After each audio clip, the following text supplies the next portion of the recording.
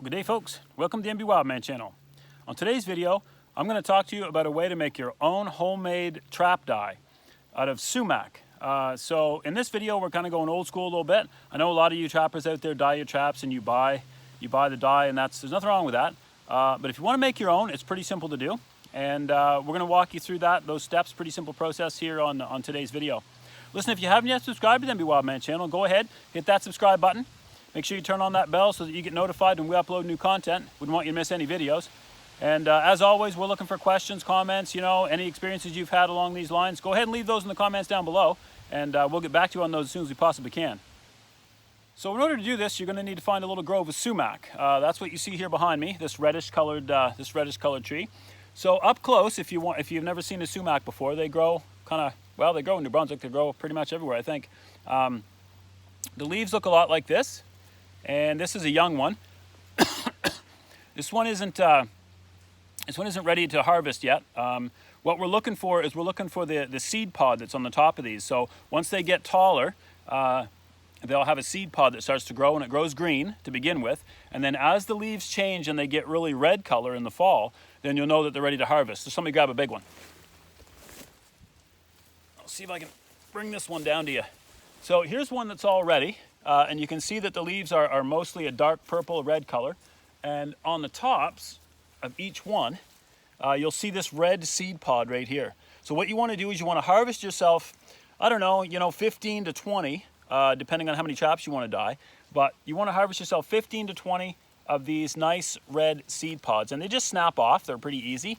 You can cut them if you want to, but they should just break. You should just be able to snap them and break the top right off them. Okay, so this is what you're looking for. Let's let that guy go for now. This is what you're looking for, this seed pod that's on the top. Okay, so you can see in there all the little seeds. Okay, that would eventually the wind will blow these off, the rain will knock these over, and you'll get all the seeds to continue to the little grove of sumac. You want to harvest 15 to 20 good size ones, and then we'll go on to the next step. All right, guys, so here we are back in the shop, out here in the skidding shed, and we've collected up our sumac, and I'm going to show you the next steps in the process that I do. Okay, so first of all, you're going to need, I use a big mixing bowl, and then you're going to need some type of cloth bag or burlap sack, something to put this stuff in after you've got it broken up a bit. You've got your sumac that you picked, and you just want to dump it into the big bowl or into anything, and you should break it up, okay? And you'll notice when you break it up that there's all kinds of little seeds and all kinds of small parts that fall out of these. Okay, let's see if I can show it to you up close here. You break them up, they just get really, really small, and there's all kinds of little tiny seedlings and little small parts of this. Now you want to keep everything, by the way. Don't throw the branches away. Don't throw, if you've collected any leaves while you were picking the tops off. If you've got leaves, that's fine. Put those in the mix. Put any little branches in the mix as well.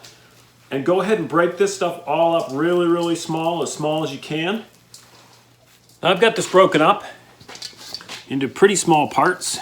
All of the bigger heads of the sumac, I have stripped those down and made them into real small pieces, just like this.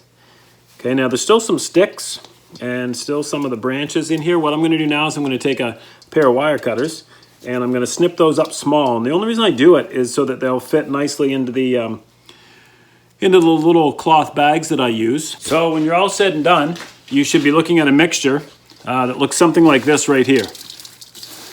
Okay, lots of small parts, little fine particles, some of the branches, some of the leaves, but mostly it's the head of the sumac, the red flower at the top. From here, all you want to do is take this and fill up your cloth bag or your burlap bag, whatever you're going to use.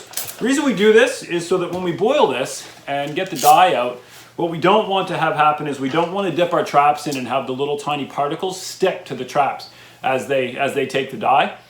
So we put them in the cloth bags so that as they boil, the dye will seep out and dye the traps, but won't come outside of the bag. And then when these are done, you can just toss these away and get some fresh sumac if you need to dye more traps, or you can leave them in the pot and let them boil, and the more they boil, they will release more dye. I mean, there is a limit to what they can do, but it's pretty good. You can dye quite a few traps. I'm going to try to fill a couple of these bags up with what I've got here, and then I'll show you the next step in the process.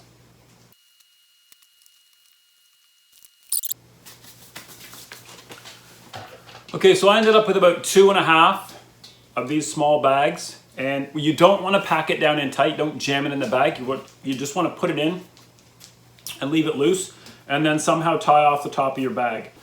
And once you have your bag tied, I use a big old kind of an outside cooking pot like this for my traps. You just pop those in there once they're tied off. And then I'm going to fill that pot about 3/4 of the way full of regular tap water. Now that we're about 3/4 full of water, you make sure that they're pushed down real well, because they'll tend to want to float. But you can even see now, even before we get these things boiling, which is kind of the next step in the process, that look how dark the water's become. Right? It's going to be a nice dark, deep red, like a blood color, when we're all finished here. So even without the boiling process, look at how much the water's changing. Okay, so next we're going to use an outside cooker, such as this. So you can use whatever you want. I mean, you can do this inside on the kitchen stove if you want. But next you got to get this water boiling, and I like to use this outside propane cooker to do my traps when I dye them. And now all I'm going to do is set my pot up on top and bring her to a boil. So I got my water with my sumac bags in there heating up, and I'll just do a couple of traps here, just a couple of little jump traps, just to kind of show you how it works. And obviously you can do as many as you can fit in the pot. And what we're going to do is we're going to grab our traps in no particular order, and we're going to put them down in there, right, just like that.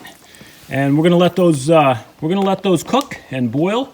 So what I normally do is I normally kind of watch it, and from the time it starts to boil or bubble here and really heat up, I usually leave them in for about an hour to an hour and a half. And again, I put as many in this pot as I can fit, and it keeps them covered. You know, as long as they're covered with the water, then that's fine.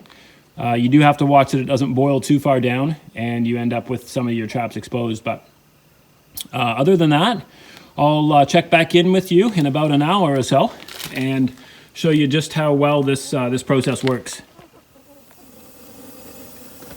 Okay folks, well here we are back about an hour later, and as you can see, I've let my pot boil over a little bit here, which isn't always the best thing to do, but we've had about an hour of pretty vigorous boiling. I threw in a 220 Conibear there just a little while ago, about a half an hour ago, just to keep the sumac bags from boiling to the top. But I'm going to turn this off now. They should have been in there for long enough, and I'll pull the traps out and I'll show you what we have as a result.